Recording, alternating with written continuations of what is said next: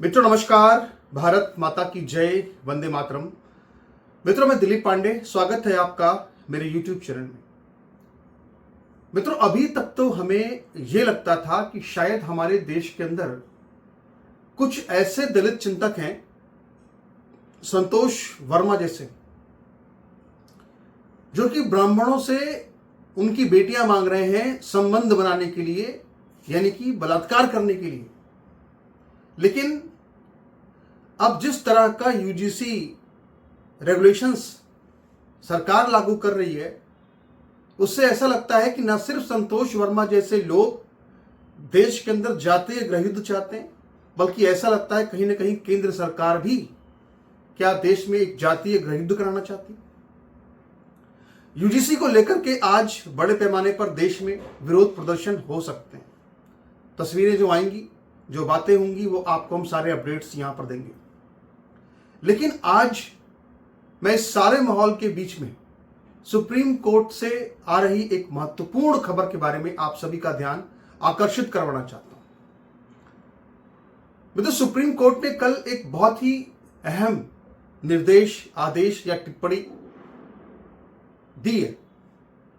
Justice जेबी पादरीवाला और justice आलोक, इन दो लोगों की बेंच के सामने SC/ST केस से पीड़ित एक व्यक्ति का केस आया और इस मामले में सुप्रीम कोर्ट ने कुछ दिशा निर्देश दिए हैं, कुछ स्पष्टीकरण दिए हैं। स्पष्टीकरण क्या कहें उसको, और उस पर प्रकाश डाला है पूरे मामले, इस तरह के मामलों पर।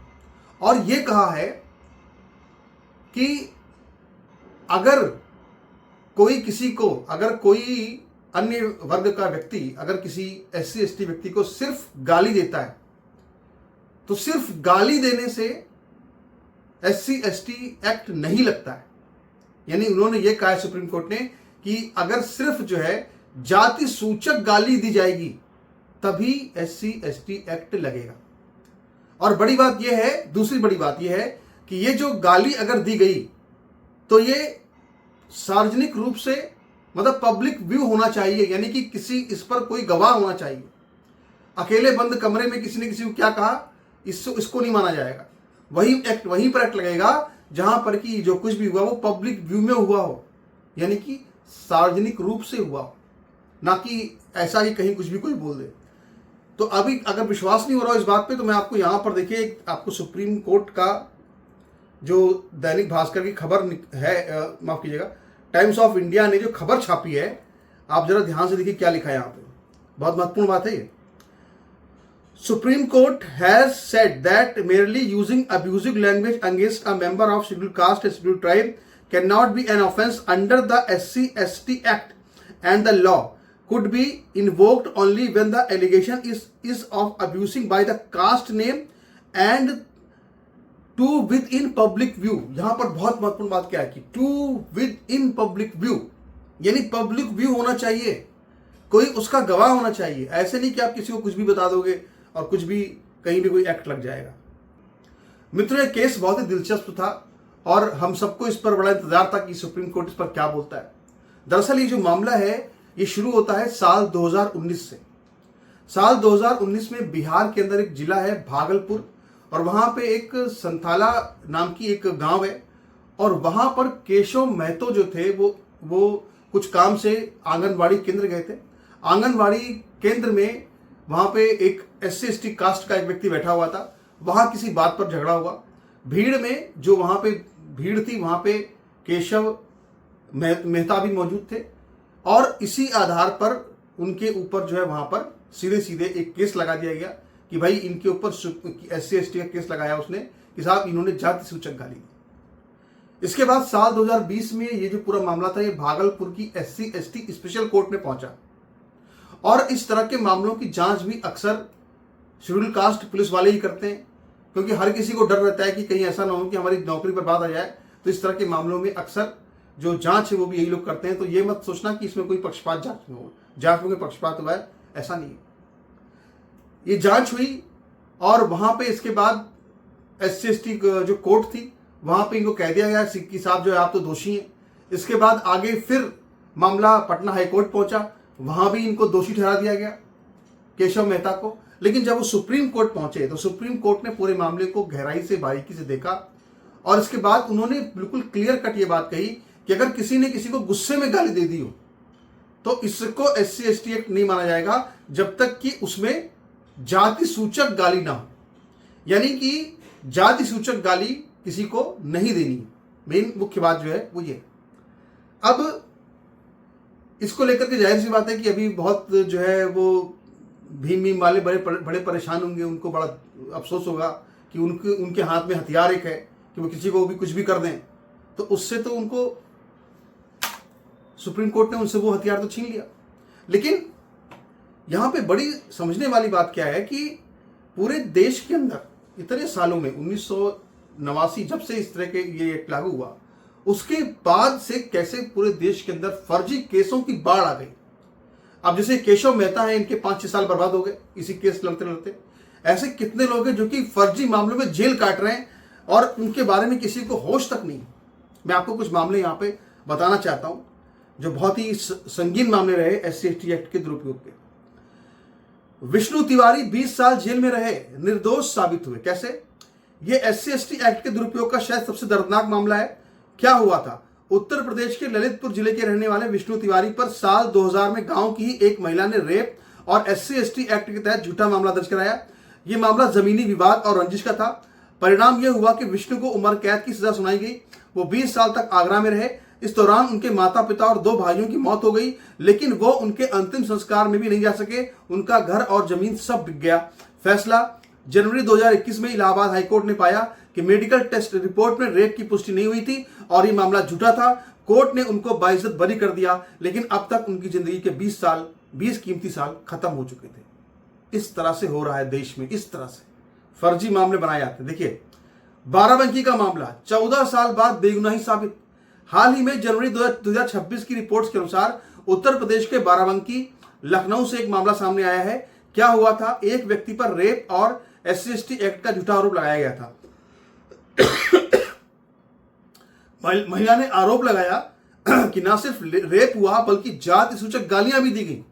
यानी जाति सूचक गालियां देकर रेप किया जा रहा था, इस तरह का आरोप लगाया, झूठा आरोप। परिणाम यह व्यक्ति 14 साल तक कानूनी लड़ाई लड़ता रहा और जेल कोर्ट के चक्कर काटता रहा। समाज में बदनामी अलग झेलनी पड़ी। फैसला 14 साल बाद कोर्ट ने पाया कि आरोप पूरी तरह निराधार थे। कोर्ट ने न केवल आरोपी को बरी किया बल्कि झूठा केस लगाने वाली महिला के खिलाफ भी मुकदमा दर्ज करने का आदेश दिया। लेकिन 15 साल तो वेस्ट हो गए। SC/ST एक्ट लग गया, 15 साल वेस्ट हो गए। इसको देखिए, वकील लखन सिंह 20 से ज्यादा फर्जी केस दर्ज कराए। यह भी SC/ST एक्ट के दुरुपयोग का मामला है। कहां का मामला सुनिए, देखिए जरा। क्या हुआ था? अयोध्या यूपी के वकील लखन सिंह ने कई निर्दोष लोगों के खिलाफ SC/ST एक्ट के तहत 20 से ज्यादा फर्जी मुकदमे दर्ज कराए। उनका मकसद सिर्फ मुआवजा लेना और लोगों को ब्लैकमेल करके पैसे हटना था। परिणाम कई निर्दोष लोग जेल गए और मानसिक प्रताड़ना झेलनी पड़ी। फैसला 2024-25 में कोर्ट ने इसे साजिश का पर्दाफाश किया। कोर्ट ने खुद लखन सिंह को 10 साल की सजा सुनाई और भारी जुर्माना किया। यह उन दुर्लभ मामलों में से है जहां पर झूठा केस करने वालों को सजा मिली। यानी आप सोचिए कि झूठा केस करके पैसा कमाया जा रहा है। यानी सरकार जो है वो झूठा फर्जी SC/ST केस लादने के लिए क्या करती है कि बाकायदा उनको प्रोत्साहन राशि देती है लाखों रुपए की। वाह, क्या बात है, क्या बात है। आगे चौथा मामला, डॉक्टर सुभाष काशीनाथ महाजन, सुप्रीम कोर्ट का ऐतिहासिक फैसला। क्या है? यह मामला किसी व्यक्ति के जेल से ज्यादा सिस्टम द्वारा प्रताड़ना का उदाहरण है जिसने कानून बदलने पर मजबूर कर दिया। क्या हुआ था? महाराष्ट्र के तकनीक शिक्षा निदेशक डॉक्टर महाजन सवर्ण अधिकारी पर उनके ही विभाग के एक कर्मचारी ने SC/ST एक्ट के तहत केस किया था, सिर्फ इसलिए क्योंकि डॉक्टर महाजन ने एक प्रशासनिक फैसले में उसकी बात नहीं मानी। यानी एक फैसले में उसकी बात नहीं मानी गई तो उस पर केस लगा दिया गया। परिणाम एक ईमानदार अधिकारी को बिना किसी जांच के गिरफ्तार करने की तलवार लटक गई। फैसला 2018 में सुप्रीम कोर्ट ने माना कि सरकारी काम में बाधा डालने और बदला लेने के लिए एक्ट का दुरुपयोग हो रहा है। इस केस में कोर्ट ने कहा था कि बिना जांच के गिरफ्तारी नहीं होनी चाहिए। हालांकि बाद में सरकार ने संविधान संशोधन करके कानून को फिर से सख्त बना दिया। और बड़ी बात है कि मैं जब पढ़ रहा था कि मोदी जी ने किस तरह इसको सख्त बनाया इस पूरे केस को, तो उसमें उन्होंने ये भी एक डाला हुआ क्लॉज की कोई SC/ST महिलाओं को देवदासी नहीं बना सकता। आप बताइए कहाँ पे अब देवदासी की परंपरा चल रही है? कहीं पे चल रही है। लेकिन ये सब क्यों लिखा जा रहा है? इसलिए लिखा जा रहा है ताकि जो एजेंडा है, जो दलित जॉम्बीज कहेंगे उनको हम, कि जो इस तरह के दलित चिंतक हैं जो कि ब्राह्मणों की बेटियां से संबंध बनाना चाहते हैं, ये उस तरह के लोगों का एजेंडा है कि किस तरह से लोगों को परेशान किया जाए। अब देखिए 5वां मामला, राजस्थान का हनी ट्रैप और ब्लैकमेल केस। राजस्थान पुलिस ने पिछले कुछ सालों में ऐसे गिरोहों का पर्दाफाश किया है जो SC/ST एक्ट का इस्तेमाल हनी ट्रैप के लिए करते हैं। मॉडस ऑपरेंडी क्या है? ये गिरोह अमीर या सरकारी नौकरी वाले सवर्ण OBC पुरुषों को निशाना बनाते थे। पहले दोस्ती की जाती, फिर SC/ST एक्ट और रेप का केस दर्ज कराने की धमकी देकर लाखों रुपए मांगे जाते। पीड़ा, कई पीड़ितों ने बदनामी के डर से सुसाइड तक कर लिया। जो पैसे नहीं दे पाए उन्होंने महीनों जेल में रहना पड़ा। पुलिस जांच के बाद पता चला कि एक महिला ने अलग अलग थानों में कई लोगों पर सेम आरोप लगाए थे। तो ये कानून का इस्तेमाल जो है वो ढाल की तरह करना था। किसको? SC/ST लोगों को। लेकिन वो इसका इस्तेमाल किस तरह कर रहे हैं? तलवार की तरह से कर रहे हैं। यानी न खाता न बही, जो हम कहते हैं बस वही सही। ये चल रहा है SC/ST के नाम पे। और आज मैंने इस मुद्दे को इसलिए उठाया क्योंकि मुझे लगता है कि आज जब UGC के मामले की इतनी चर्चा हो रही है तो एक किस तरह से सवर्णों का और OBC वर्ग के लोगों का SC/ST एक्ट के आधार पर शोषण किया जा रहा है, इसको भी समझना बहुत जरूरी है। तो आपकी इस पर क्या राय है? आपके क्या विचार है? अपने विचार रखिएगा। नमस्कार, धन्यवाद।